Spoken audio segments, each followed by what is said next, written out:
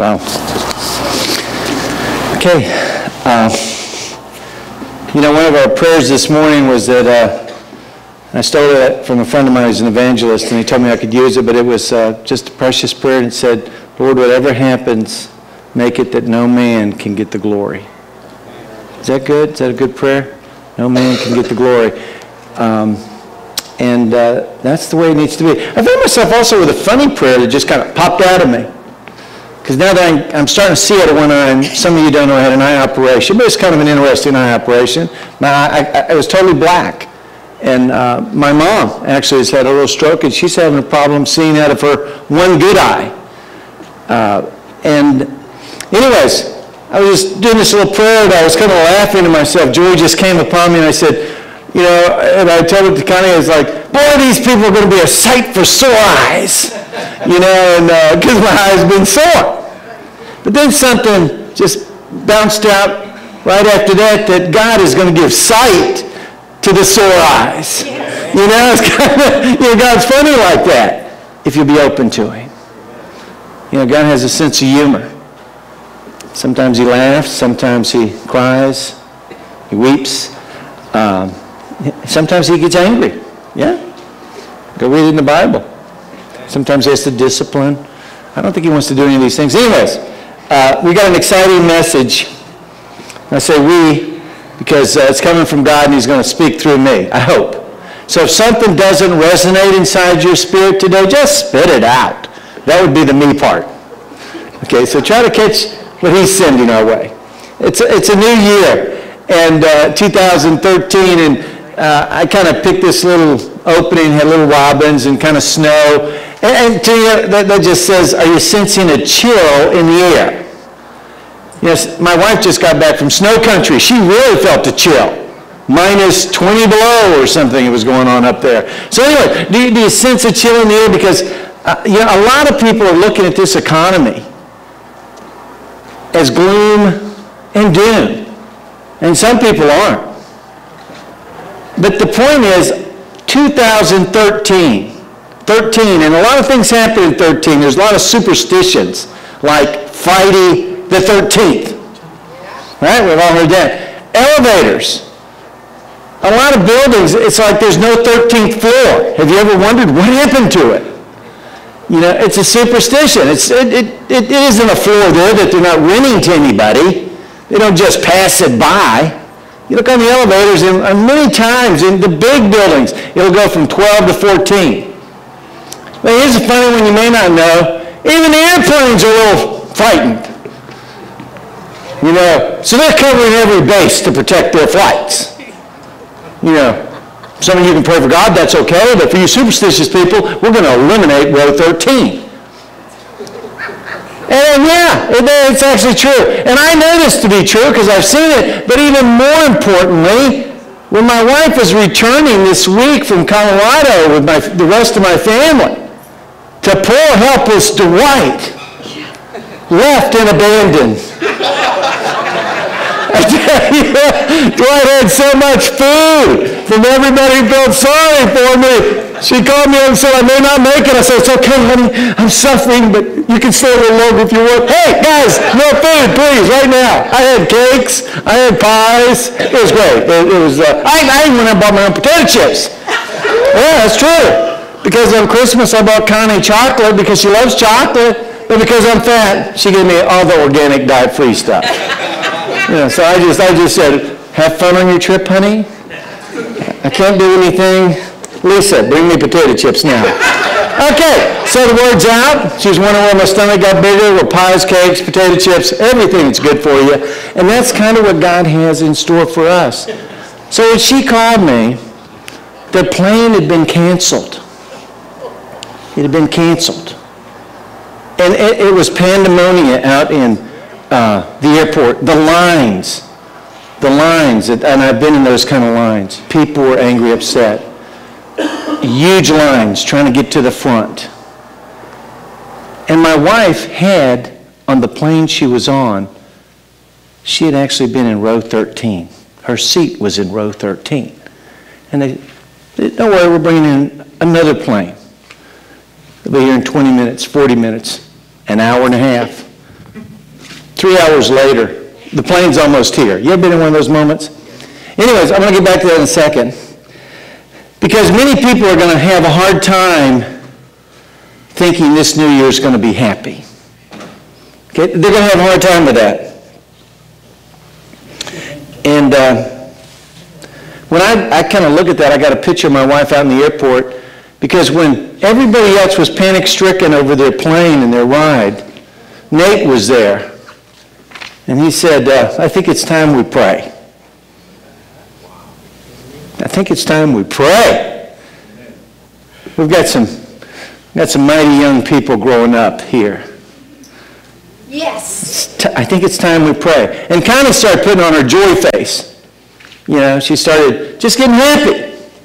Well, finally the plane arrives for Connie. The other kids charge off on their flight because they had put them on another flight, a whole other story. And they put Connie on a flight by herself, and sure enough, she had row 13. But when she boarded the flight, guess what happened?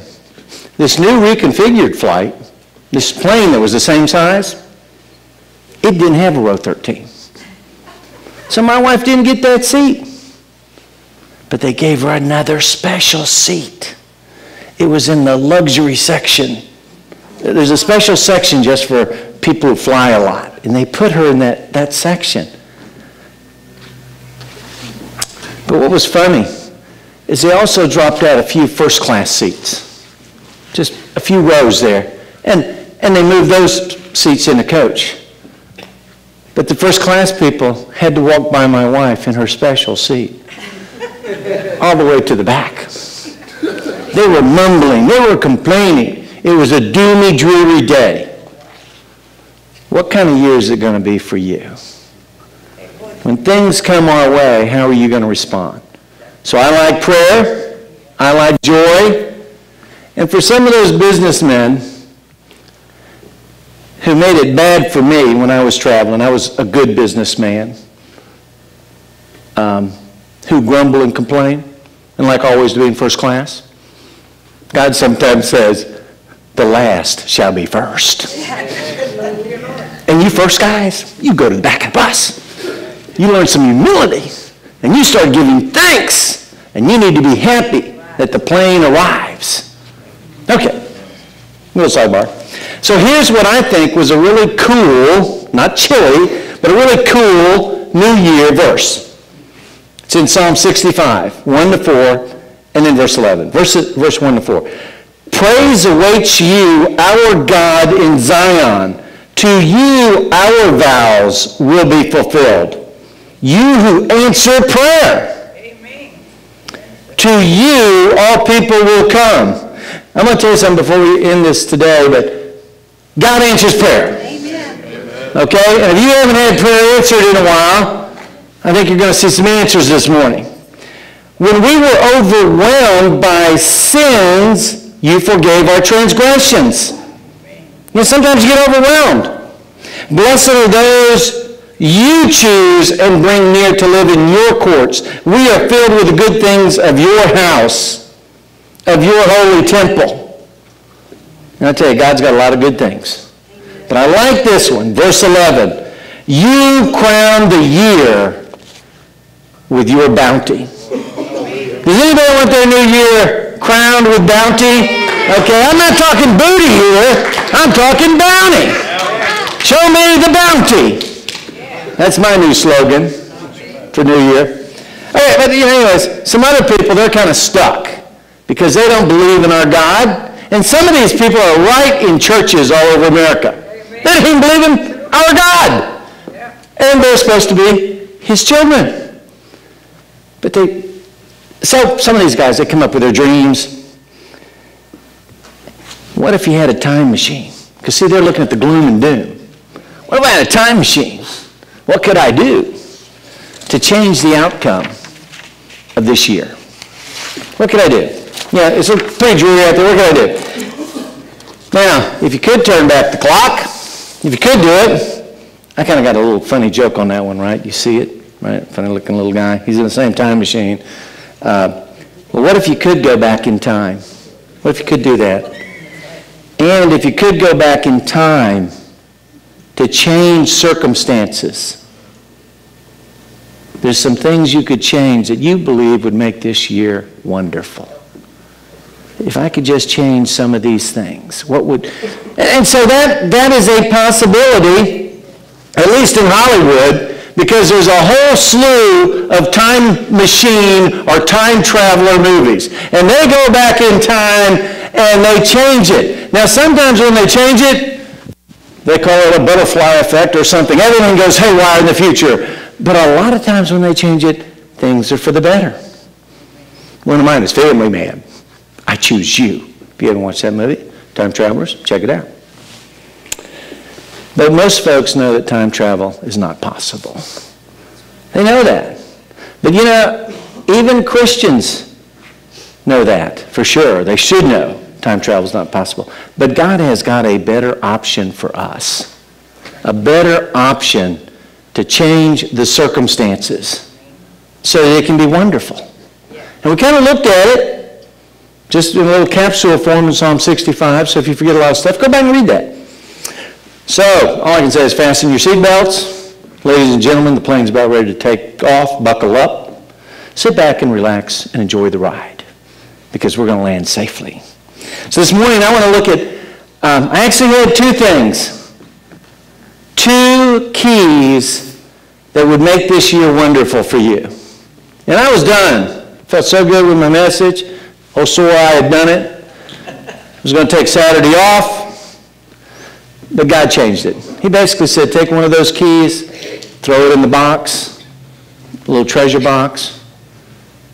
And he didn't say, teach on it next week, because that would be such a joy for me.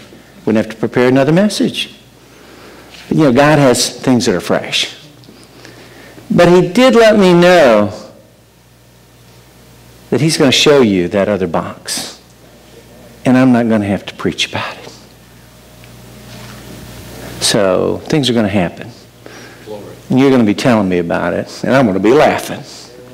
But the first key, he did tell me, and he had prepared my heart, and he wants you to hear about it, because this first key is extremely important, and it is the most important key for a wonderful new year. And so I kind of said this, I wanted to talk to the girls for a moment, because they really understand this key. So they got it. But guys, you got to listen to it too.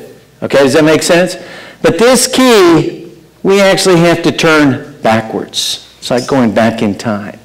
And this key is called Return to Me. Okay, it's going to be your time traveler movie. So I got a question for you. What if you're married? Some of you aren't married, but what if you are married? And you think you're doing everything right? Except one thing. Would that make you a good spouse? Well, you know, maybe it would. You know, Connie said it this morning, we all got warts. You know, we as a church, I've had to work on this. I was focusing on everybody's warts. I wasn't focusing on everybody's goodness. You know, when you start focusing on warts, you destroy a marriage. So what if a person has one wart? Okay, what am I trying to say? If you're just doing one thing wrong, wouldn't you still be a good spouse? Well, maybe. But what if that one thing is the most important thing to the marriage? What if that is the most important key to a wonderful marriage, and you're not doing that? How's it going to turn out?